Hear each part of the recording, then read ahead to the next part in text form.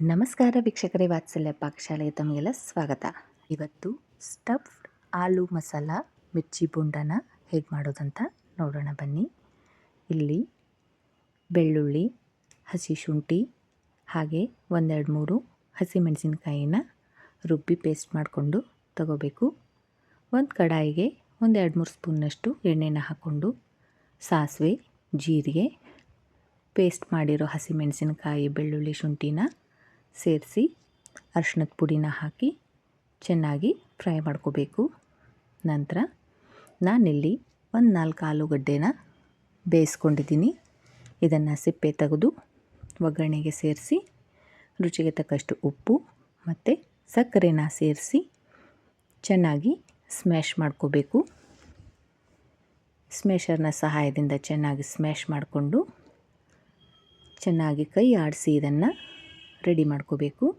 ಈಗ ಆಲೂ ಮಸಾಲ ರೆಡಿಯಾಗಿದೆ. ಇದನ್ನು ತಣ್ಣಗಾಗೋದಕ್ಕೆ ಬಿಡೋಣ.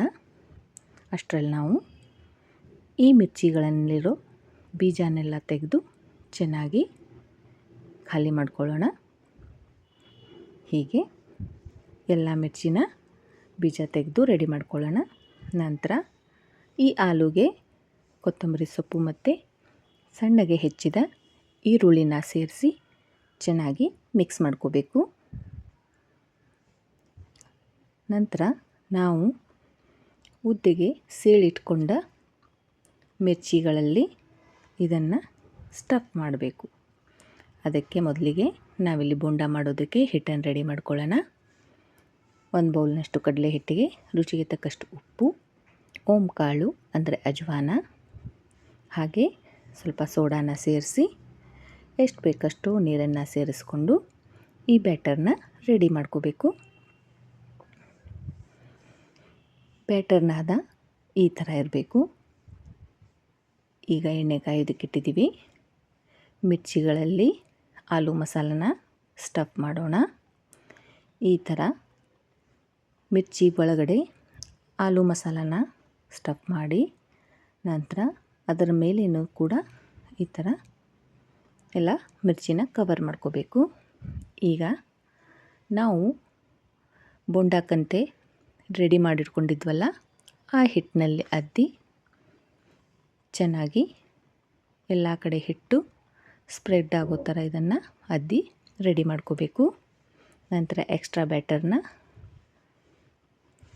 ತೆಗೆದು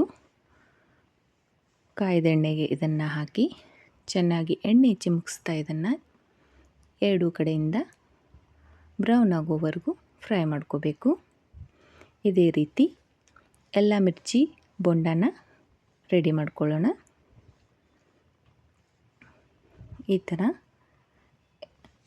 ರುಚಿಯಾಗಿ ಆಲೂ ಮಸಾಲ ಸ್ಟಫ್ಡ್ ಮಿರ್ಚಿ ಬೋಂಡ ರೆಡಿಯಾಗಿದೆ. ಇದನ್ನು ನೀವು ಕೂಡ ಮನೆಯಲ್ಲಿ ಒಮ್ಮೆ ಟ್ರೈ ಮಾಡಿ ಟೇಸ್ಟ್ ಮಾಡಿ ಹೇಗಿದೆ ಅಂತ ತಿಳಿಸಿ. ಇಲ್ಲಿ ನೋಡಿ, ಕಟ್ ಮಾಡಿದಾಗ ಈ ಥರ ಆಲೂ ಮಸಾಲ ಮತ್ತು ಮಿರ್ಚಿ ಹೇಗಿದೆ ಅಂತ. ಇದನ್ನು ಸಾಸ್ ಅಥವಾ ಗ್ರೀನ್ ಚಟ್ನಿ ಜೊತೆ ನೀವು ಸವಿಬಹುದು. ಟ್ರೈ ಮಾಡಿ.